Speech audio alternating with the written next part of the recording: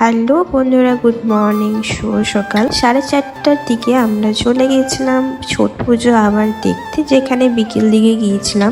সেখানে দেখছো কতটা ভালোভাবে সাজিয়েছে লাইটিং দিয়ে। তো ঘুম থেকে তো উঠতেই পারছিলাম না, কিন্তু এই দিনটা তো বারবার আসবে না, ঘুমটা তো প্রত্যেক দিনই থাকবে, তাই আমরা অনেক কষ্ট করে উঠে রেডি হয়ে চলে গেছিলাম ফাইনালি।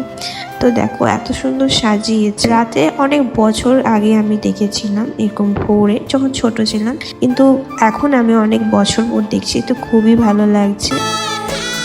हाथ जोड़ी करीला बिनतिया, छठ मैया होई हा सहाय।